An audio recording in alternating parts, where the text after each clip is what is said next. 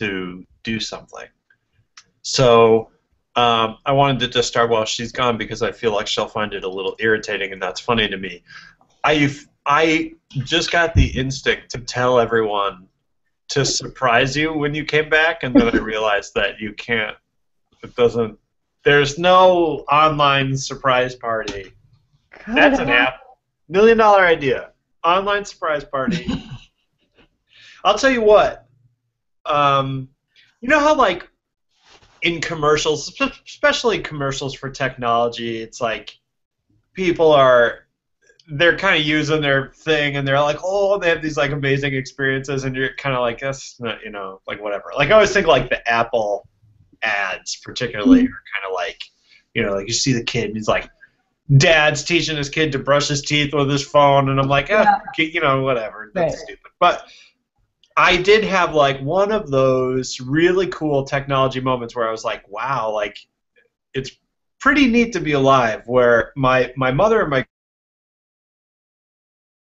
grandma, all intents and purposes from now on, Meme is Meme. So Meme and my mom are up in Algonquin. They're kind of like doing a little vacation thing, and Meme has seen pictures of my son Oliver, who's 7 weeks now, maybe 8 weeks now.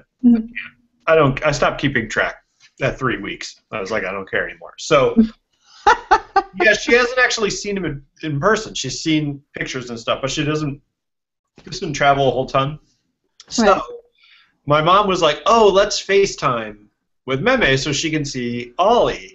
And so like pop the FaceTime thing on. They're like, oh, hey, and I'm like, okay. So I like flip the camera around like a little thing, and I just kind of point the camera at Ollie, and I can see kind of what they're seeing. And he's over my wife's shoulder, so his head's all up, and he's looking around, and then he smiles like right into the camera, and you can hear them like freaking out. And I'm like, this is such a cool. This is like the thing they always show on TV with like video talk, where it's like, dad's hard at work. We're on the road, he's in a hotel, and he's lonely, but he FaceTimes with his family, and he's like, wow, hey, buddy, and the dad's like, hey, daddy, and it's like, just, you're like, that never happens. The kid's like, F you, dad, and you're like, whatever. But I was like, we really had that moment, and I was like, wow, like, technology is good. So, you heard it here first, folks. Technology is good. Hello, everybody, and welcome to this week's SEO and IPA. It's the fun weekly hangout about online marketing. You like that segue? Yeah, sorry. Hangout about inbound marketing, entrepreneurship, and more for cool people of all shapes, stripes, and colors. As always, I am Daniel Barrett from Two Friendly Nerds. That's TWOFriendlyNerds.com, the world's friendliest web design and marketing company. And with me, as always, is the brains behind the operation. Officially, the only reason anybody ever watches this show, the only penalty she ever gets is for unnecessary roughness. It's Patti DeLessio from ReinventInteractive.com. That is ReinventInteractive.com. Patti, how are you, my wonderful friend? I am terrific, Dan. Cheers. Cheers. Cheers. Clink. So let's talk about beers, because we're cheers and beers. Why don't you go first? I get sort of a random one, so you can go first. What do you got for us this week, Patti? As we discuss probably the second of my two favorite chemicals, being caffeine and alcohol. So what do you got for us today? I concur. Those are also my favorite chemicals. You know, I'm feeling a little bit like a loser today, but in all reality, the beer was drunk out of my house last week when I wasn't home. So okay. I have one left. It's a favorite. I've had it on this show at least once before. Okay. It's Two Hearted. Bell's Two Hearted for sure. Wow. Absolutely. Okay. And it's fantastic. Why is it one of your favorites? It's a phenomenal IPA. I mean, I don't know, probably my second favorite IPA. It's out of Michigan. Have you ever had anything by Bell's? They're really good. No? It's just a phenomenal IPA. I mean, look at it. It's gorgeous. It's just essential. Right? Cool. Right. I have yet to have. I don't think we have Bell's up here in Connecticut. Maybe we do. Maybe we don't. Oh my God! You've never had this beer? Okay. I've never even. I mean, I think I remember you having it. I remember the fish. The fish is like a striking. It is. It's a beautiful. Cool. Pretty, awesome. Right? Okay. All right. What do you have? What do you have? Yeah. So today I very smartly I stocked my fridge a couple months ago with beers for the show. But I still get beer from home and sort of bring it in, and that's kind of like my current beer. But the stock beer is like I forgot to bring a beer, so I have beer. So the beer we have today is actually a summer beer, and I've been like so transitioning into fall. Like, I love it. Like I'm putting cinnamon on everything. Like spaghetti, matter. I'm like, yeah, I'm into it. I've got one of my favorite. This is another hobby of mine I don't know if you know about. I think about and collect Yankee candles. I know. I was going to say the Yankee candles. I know about the Yankee candle. So Nature's Paintbrush, which, by the way, is a hilarious name for a candle, because I just find it funny. It's very Bob. Like the thing that people say, which I always say to annoy the hell out of my wife because she finds it really irritating. When it's really pretty out, you're like, big guy's got one heck of a paintbrush, doesn't he? That thing. So there's that. It's like one of my favorite candles. It's awesome. And but now we're contrasting it with this summer beer, which I didn't even have this summer. Get out. Which is the Hooker, which is Connecticut brew, watermelon ale. Hooker? Hooker Brewery is one of the biggest Connecticut breweries. Watermelon ale. Crisp and tasty ale with a hint of watermelon essence. Oh, that could go one of two directions. I've had a good one. Actually never had it, but it's something that people around here like in the summer. I mean, like, that makes it sound like we say hoagies instead of grinders. That's not what I mean. I just mean I've met some people that like it. 2 guys told me they liked it once. So anyway, Hooker Watermelon Ale. Cheers. This could be, let's see how it is. Oh. Oh no. Oh, that's too bad. It's Ooh. I don't like the aftertaste. Going down, it's not bad. Yeah. You know what it tastes like? It tastes like a Jolly Rancher. Oh, that's terrible. I could see how you would be into this, like, at a picnic. It's very light. Mm-hmm. But, I'm getting, like, a chemical aftertaste that I don't like. Oh, that's too bad. You know, you should compare it with, what's it called? Hell or High Watermelon. Do you know that one? I think you mentioned that one, but I haven't had it or anything. It's actually not awful, and I'm not a big proponent of fruit and nonsense in my beer. I'm also not a big proponent of stuff in my coffee, except for the pumpkin spice latte. But, like, you know, vanilla brewed or hazelnut, like, you can't. Those beans are never allowed in my bean grinder. Yeah. They're forbidden, right? You know what I've been putting in my coffee, which is good, is coconut oil. Oh, no. Instead of, like, butter? Tablespoons of coconut oil. Yeah, instead of butter.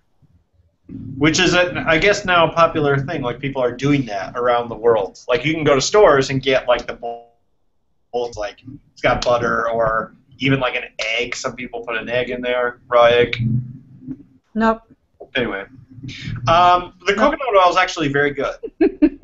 Is it? Okay. It's tasty. I don't know.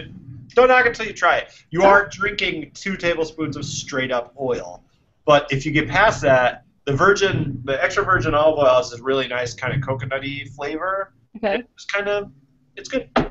So, but the whole idea, the fat carries something about the caffeine. What does it do for you? The idea behind the thing is that it's good to ingest some pure fat in the morning. Brain process stuff. It sort of kickstarts your metabolism. Your body's supposed to run on fat. This is sort of getting into the whole paleo, ketosis thing where you're supposed to run primarily on fats. And veggies. Anyway, it's good, and it gives you a little energy boost. Usually it'll carry me till lunch, and I don't eat breakfast or anything. So I'm going to pass, though, on the beer. Sorry. I did actually buy a whole bunch of Connecticut beer, so we'll talk about that. One other thing before we get to what we're talking about today, we're talking about the Inbound conference that you went to, which is really cool. Yeah. Congratulations, Connecticut, on becoming the 16th state to have Yingling beer after nearly 100 years. hipsters driving to New York to go get it for no reason. Because I like Yingling, but I'm just not like amazing. I wouldn't like drive to get Yingling, but it's very popular around here because you can't get it. Right. So it's like one of those things where, you know, whatever. It's because it's rare or whatever. So now, officially, I think starting in September, or no, it's already September, starting October, we get Yingling. You know the story about Yingling, right? Like, it's the first brewery in the whole country? Yeah, oldest continuously operated brewery. Right. Yeah, sorry. Right. I stand corrected. You know the story about Yingling, Patti? I guess I do. Because I heard the story on NPR this morning. Okay, it's fresh in my mind. It's brewed in it's in Pennsylvania. It's a Pennsylvania beer, so it's really popular out here, and I kind of don't like it. I mean, the black and tan's tolerable, but I don't care for the rest of it. I mean, it's all right. The woman said on the radio, they interviewed, I think it was like the head of marketing or something for Yingling. It was like, it's kind of a bridge between like Miller and like craft beers. And I'm like, I would buy that. It's kind of like, it's domestic premium, but anyway. I don't think I ever walked that bridge. I think I pole vaulted over those concepts. So I just got in a boat. And What'd you say? rowed to shore. Okay. Don't ever talk about boats with me, Dan. I sold my boat. Have I told you? You sold your boat? I am a boater without a boat. Oh my God! You gonna get a boat? You love your boat. I did love my boat. But no more boat. We need a bigger boat. But yeah, it's very weird around here. We all quite don't know what to do with ourselves. It's the end of boating, Patti. No, it's not. Okay, so let's get started here. So I'll do a quick.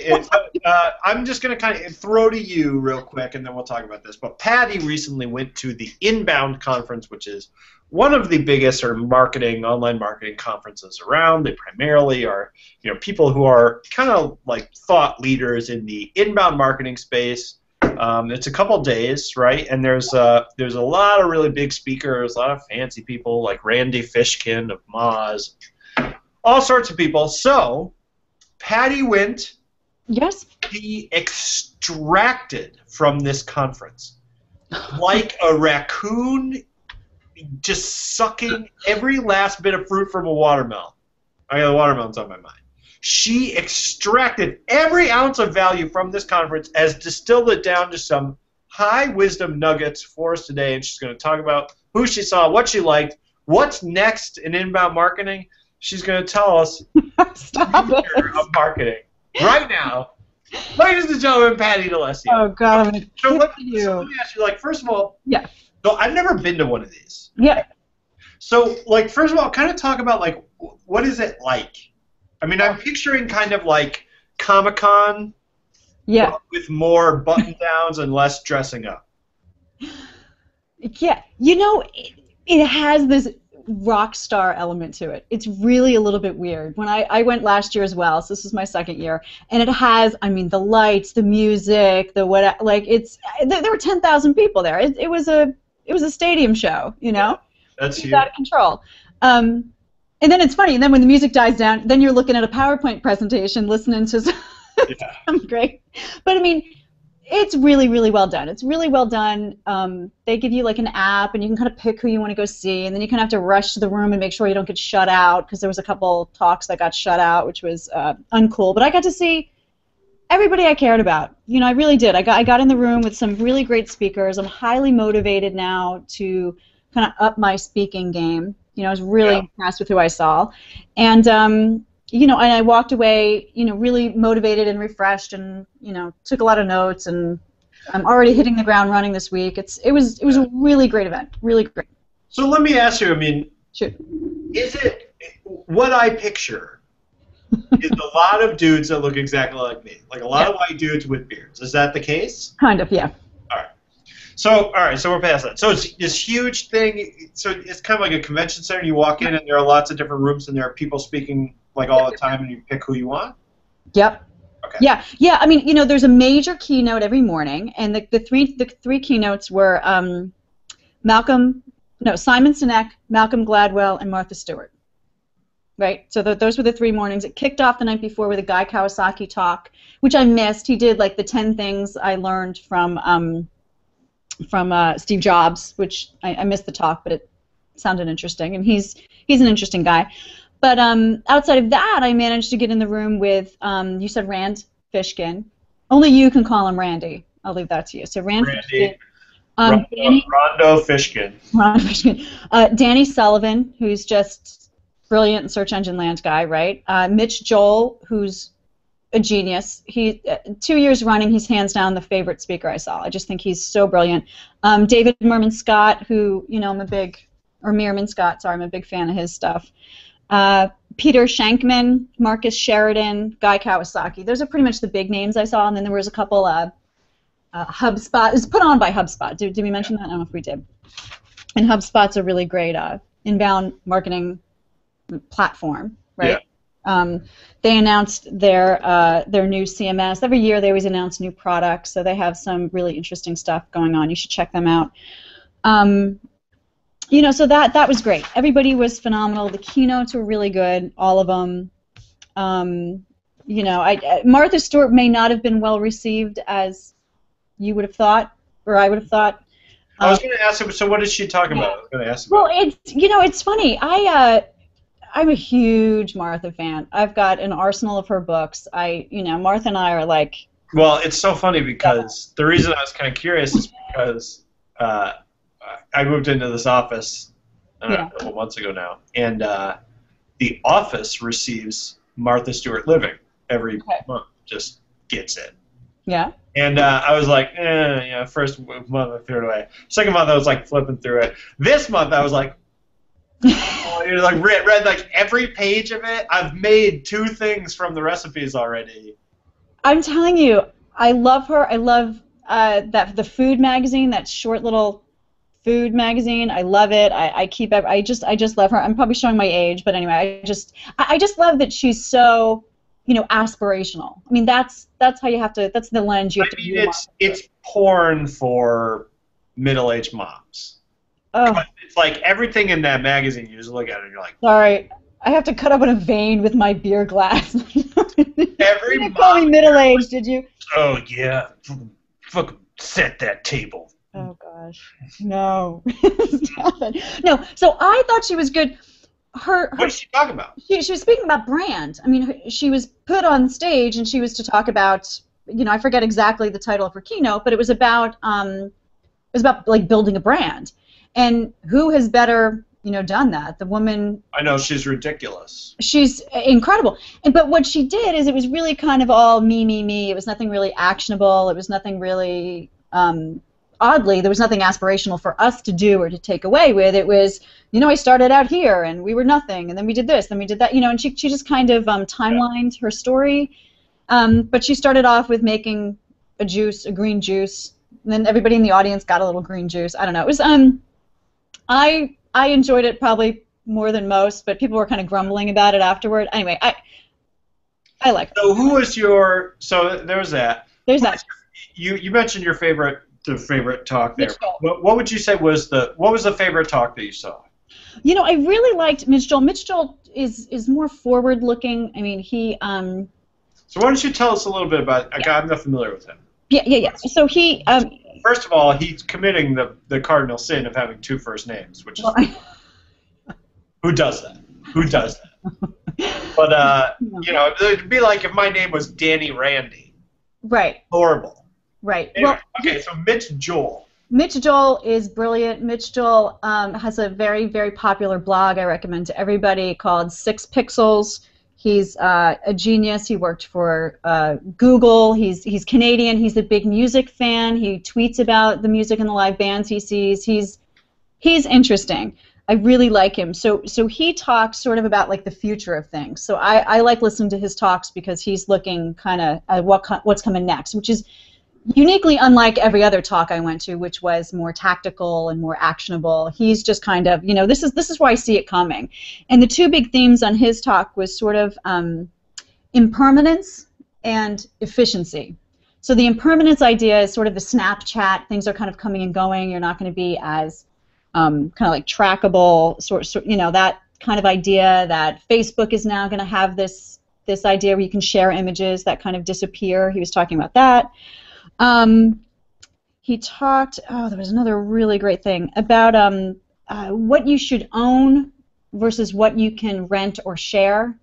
So, going to sort of movies and music, so we really need to own this stuff and store it locally on our own hard drives and back it up and manage it. And, we've already gone away from the physical CDs. Now we're going away from actually even storing it and owning it, sort of talking about, all the different radio apps and websites where you can just kind of like listen and stream as you go, and the movies and the Netflix, and, so we should all be thinking about what we need to own versus what we can rent or share.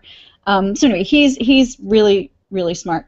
Peter Schankman I thought was interesting. Do you know him? He's the guy that started Haro. Oh yeah. And he does a bunch of interesting, marketing and customer service type of stuff. So he talks about capturing audiences. Everyone's always connecting this ADHD idea to our audiences. We've got 2.7 seconds to kind of like capture a lead.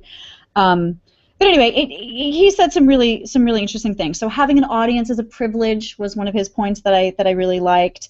Tips on branding everything you do so that stuff doesn't get stolen or reused or borrowed, that you're kind of like attributing it to you once you build it. So I thought he was like really cool. I loved Rand.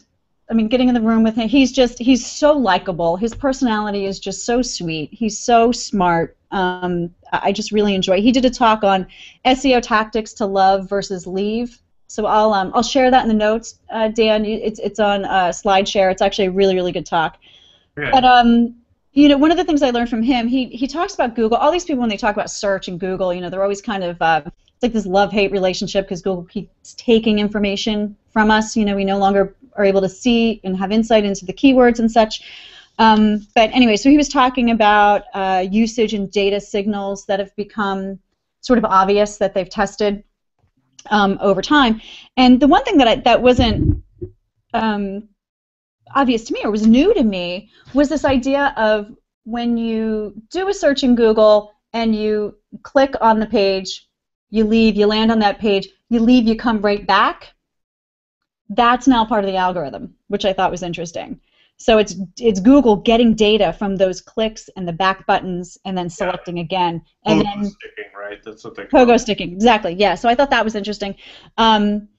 Google's sort of intent matching versus string of characters matching. They're doing a lot more intent matching. Kind of the downfall or the negative side effects to what is it called? Sorry, I got my notes, I swear. When Google gives you all those answers, so you do the search, like if you search on, Barack Obama, you've got how tall he is, how long he's been married, all that information that's being scraped off of Wikipedia or other websites that Google is sort of presenting so that you no longer have to kind of click anywhere to go. It's those results. So anyway, there's some interesting things about where that's going and the sort of negative effects on us, right? So even though you're showing up there, people are getting their answers and they're leaving. So there's sort of good and bad issues with that. Let me see, who else did I see that I thought was interesting? It was really good and inspiring to be around people that do what we do, So I got to meet people there, and that's always fun. So anyway, I'll have to talk about that. But, the SEO. Rand showed a graph extracted out of LinkedIn showing how many people have SEO in their description as to what they do versus how many people are showing it as the title of what they do. So everyone says they do it, barely anybody has it as that's my title, as in, Patti, what do you do? I'm an SEO. No one is saying that anymore, which sucks a little bit. So when we did the Q&A, I was able to ask him, so, Rand, if we're not an SEO, what do you kind of suggest? And, sadly enough, his response to me was that he assumed I worked for somebody else. I think he assumed I was on a team and was like, well, you should talk to your manager. But I was going to be like, but yeah. I just let it go. I was like, okay, Rand, thanks. So, so that was a little bit sad. There's a lot about link building and Google's response to link building being so negative. And I heard this from more than one speaker, and the gist was really, why is Google punishing us as opposed to just kind of disallowing it or not counting it? Like, why do they have to, punish you for links that have either been, that is now in their algorithm that they're assuming is either bought or negative or you finagled? Yeah. Why can't Google just kind of not give you credit versus actually kind of blast you for it? So there was a lot of that. I heard that like 2 or 3 times. But really, what's the response to that then? well, I don't know. I mean, Rand's thing was to kind of buy exposure that leads to links, but be careful to make sure that you're not buying links. So that could be, I don't know. It's still the quandary. The whole quandary about link building and how to do it and how to not pay for it, how to make sure that you're not paying for it. That's like a really big issue. Exposing your content on social media is to get those who might link to it, right? So again, it's kind of like organically building, exposing all of your stuff there, so that the outcome may be links, but you can't actually ask or buy those links. Mm-hmm. So I don't know. So that was it. I picked up a tool. I can share a cool tool that I'm real excited about this week that I've been using like crazy. Are you ready for that? Yeah, share your cool tool. Did you have any questions?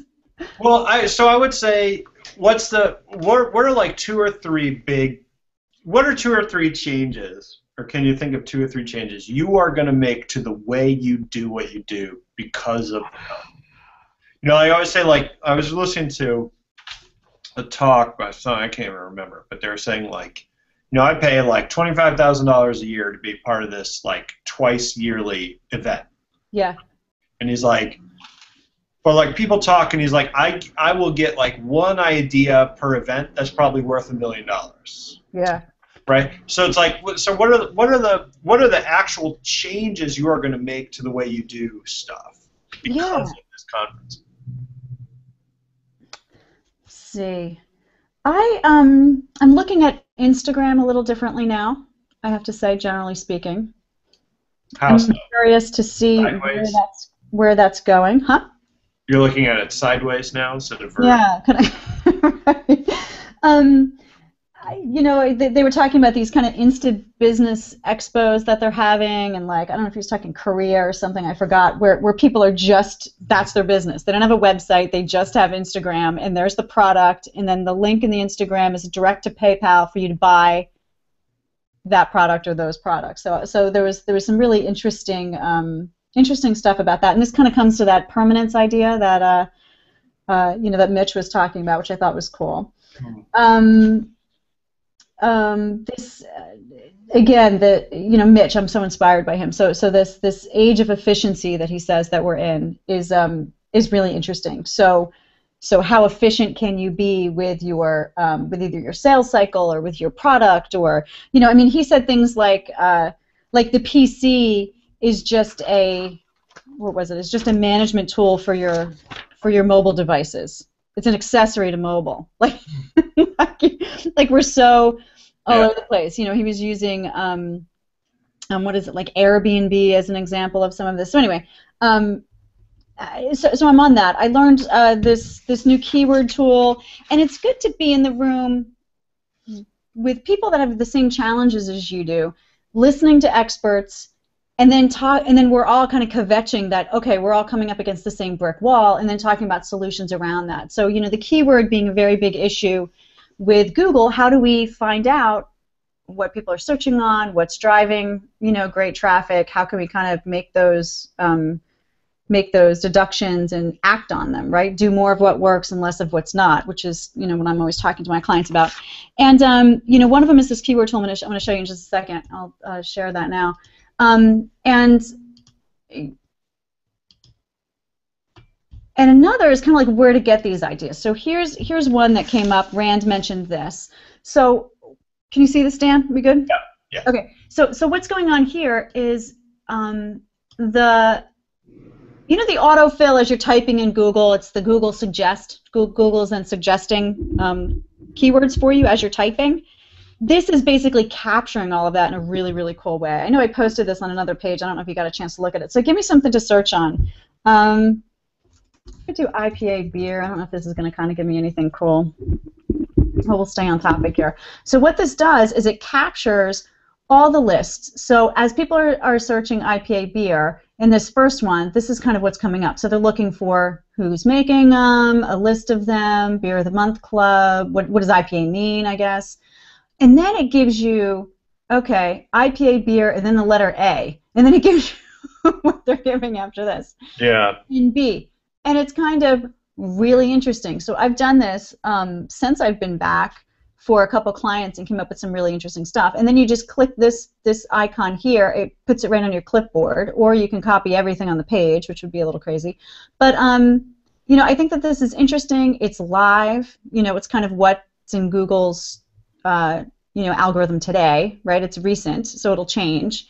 But anyway, I thought that this was really, really super interesting. They also talked a lot about using Reddit to explore and mine popular questions on topics, which I thought was really useful. I did that as well, you know, for some clients.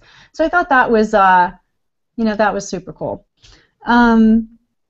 Let me see. Simon Sinek's talk was really interesting too, and of course he's got this all over, you know, TED and wherever else. There's a lot of videos you can see him giving the same talk, but he talked about kind of like the different chemicals in our bodies, that like the different hormones, you know, kind of like that fight or flight idea, and then which ones contribute to what kind of feelings and emotions. And you know, he's talking about it from a leadership point of view. His newest book is Leaders Eat Last or something like that. So it's you know, he was quite inspiring. I mean, he's really amazing to watch speak. So he's like super cool.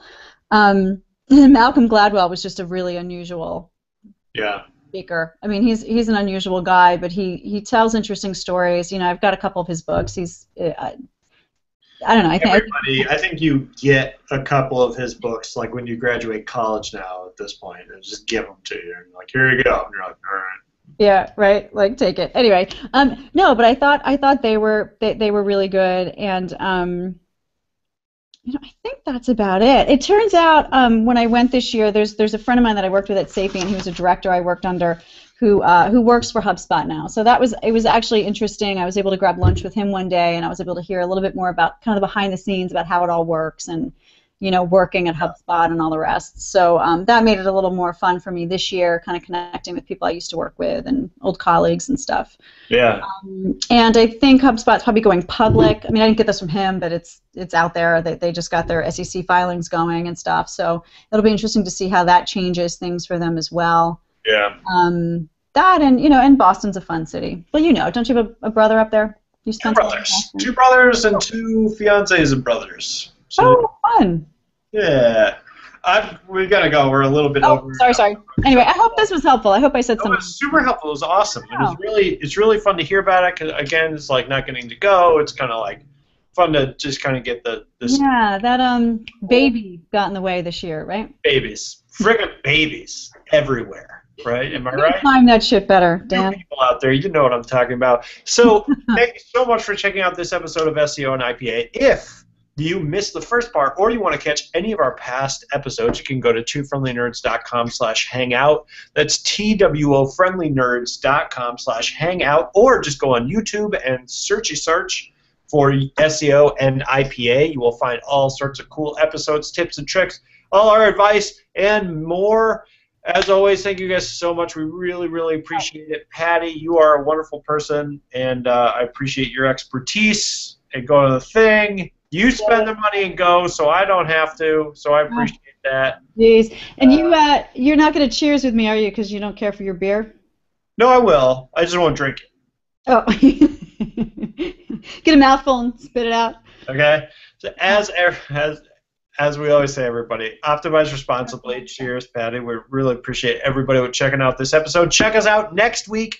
Same bat time, same bat channel, Wednesday, noon Eastern Standard Time, and we will see you guys on the other side. Thanks a lot, Patti. Talk to you soon. Bye.